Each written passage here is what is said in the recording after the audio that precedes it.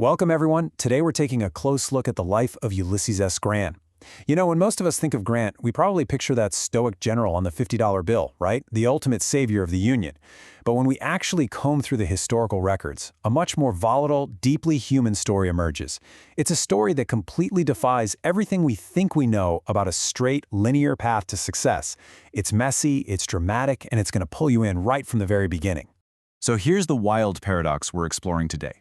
Think of this as a biographical thriller about a historical giant who was constantly battling between profound public success and absolute personal financial ruin. Seriously, how does someone reach the absolute pinnacle of global power, winning the American Civil War, serving 2 terms as President of the United States, only to find himself completely destitute at the end of his life? And maybe more importantly, how does a man in that position manage to orchestrate one final, legendary comeback? Part 1. The Early Paradoxes. To really get this guy, we've got to look at where he started, going from a middling West Point graduate to a struggling family man just trying to find his footing. After resigning from the military in 1854, Grant moved his family to his wife Julia's family plantation down in Missouri. It was called Whitehaven. He worked as a plantation manager there, right alongside enslaved and free laborers. Now, Grant personally owned one enslaved man named William Jones. But in 1859, despite being in such severe financial distress that selling Jones could have been a much-needed lifeline, Grant chose to legally emancipate him instead. He essentially chose poverty over violating his conscience. But contrast that directly with his wife, Julia. She had absolutely no qualms about using enslaved labor and fully considered the people owned by her father to be her own property. Talk about a house divided by very different moral compasses. By the time the war broke out, Grant was, for all intents and purposes, a completely failed businessman. After facing even more financial setbacks in Missouri, he relocated his family to Illinois. Think about this. In 1861, the man who would eventually save the United States, who would command hundreds of thousands of troops, was literally working as a clerk in his abolitionist father's leather store in Galena, just trying to scrape by. He had hit an absolute brick wall in his civilian life. Part 2. The Unstoppable General. Just look at this absolute rocket ship of a trajectory during the Civil War. In 1861, Governor John Wood appoints him to command a rather chaotic volunteer regiment. Within months, he instills discipline and earns a promotion to brigadier general. Jump to 1862, and he's capturing enemy forts. By 1863, he captures the heavily fortified, supposedly impregnable city of Vicksburg after an agonizing 2-month siege. This was a strategic masterstroke that effectively split the Confederacy in half and secured the entire Mississippi River for the Union. Barely a year later, Abraham Lincoln appoints him General-in-Chief of all Union armies. And finally, in 1865, he accepts Robert E. Lee's surrender at Appomattox. It is a staggering vertical climb for a man who was literally selling leather just a few years prior. And it was his utterly uncompromising attitude that changed the whole vibe of the war.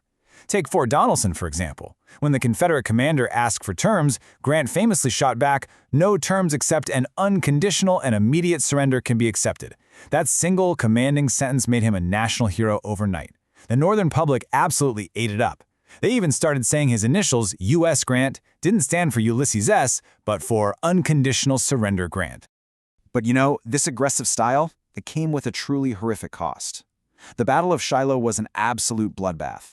We're talking about one of the deadliest and most chaotic clashes in the entire Western theater of the war.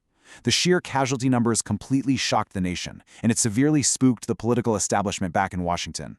In the immediate aftermath, there were extremely loud and powerful voices demanding that Grant be removed from command.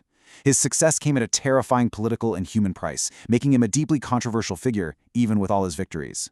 But when the pressure mounted to fire his most effective general, Abraham Lincoln simply replied, "I can't spare this man. He fights." Grant had the sheer grit to endure the brutal, grueling realities of war that previous Union commanders were just too timid to face. Lincoln recognized that to actually win this thing, he desperately needed a general who would relentlessly press the attack no matter how loud the criticism got.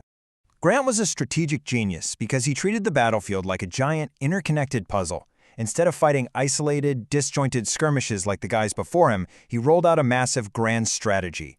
Step 1. Engage the enemy across all theaters simultaneously, which kept the Confederacy from shuffling around their limited reinforcements.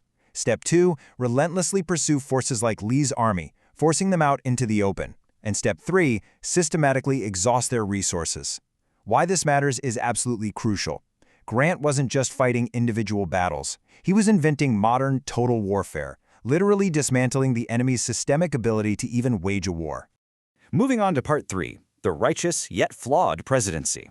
Riding his massive popularity to a landslide victory in the 1868 election, President Grant wasn't messing around when it came to civil rights. He took swift, forceful action. He sharply criticized his predecessor Andrew Johnson's lenient Reconstruction plan and aligned himself right alongside the radical Republicans, and he wasn't afraid to flex federal power either. He sent troops into the South to protect African Americans from civil and political violence.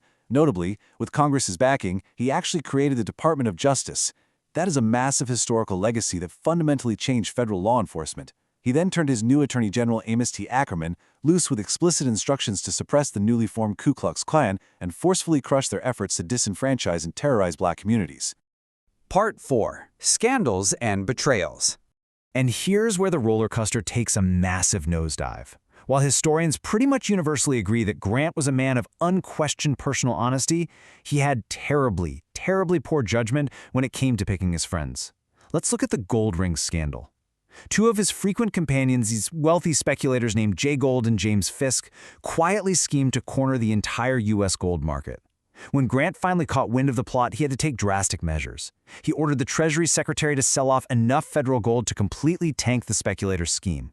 Now, it worked, but it was a massive shock to the system that severely damaged the broader U.S. economy. Grant took the heat for trusting the wrong people, handing a ton of political ammunition to critics who accused his whole administration of corruption. It's a really tragic irony. The man who could spot hidden enemy traps a mile away on a chaotic battlefield was completely blind to the extortion happening right down the hall in his own office. Take a look at the whiskey ring scandal of 1875. This was an extensive network of bribery and extortion set up to dodge federal liquor taxes. And who ends up indicted? Orville E. Babcock, Grant's own private secretary. In an unprecedented move, Babcock was only acquitted because the sitting president of the United States actually testified on behalf of his corrupt secretary. It was a staggering blow to his administrative legacy. Which brings us to Part 5, the final triumph. After leaving the White House, we get into what is arguably the most dramatic campaign of his entire life. See, his long history of money troubles returned with an absolute vengeance. He joined a financial firm that quickly went belly up, all thanks to the fraudulent actions of a partner. Penniless once again, he receives devastating news in late 1884. He has terminal throat cancer. Knowing full well his family would be left with absolutely nothing, the dying man fought to secure their future before the clock ran out. He worked furiously, pushing through agonizing, unspeakable pain to write his memoirs. He was literally racing against death, managing to complete the massive manuscript just days before he passed away on July 23, 1885. The book he turned out, an absolute masterpiece. There is a profound irony here, too. The man of action, the notoriously quiet general, ended up writing what is universally considered one of the greatest pieces of American nonfiction ever produced. He provided a brilliant, first-hand historical account of the Civil War, and in it, he thoughtfully argued that the earlier Mexican-American War, a war he actually fought in himself, and the relentless expansion of slavery were the true catalysts that ultimately drove the country to tear itself apart. And here is the payout of that final agonizing push: $450,000. To put that into perspective, in today's money, that equates to roughly $15 million. The guy who struggled with money his entire life, who failed over and over again as a civilian businessman, who literally had to be saved from total financial ruin on his deathbed, he earned his family a massive fortune with his final words. He secured their future permanently. So as we wrap up, that leaves us with a really fascinating question. Looking at the entirety of this roller coaster life, the military genius, the flawed presidency, the incredible personal integrity paired with that naive trust in his friends, we have to ask, was his ultimate triumph the preservation of the Union, or was it the unparalleled resilience he showed at the very end, fighting his final battle on the page? It's definitely something to think about. Thanks so much for joining me on this deep dive, and keep seeking the stories behind the history.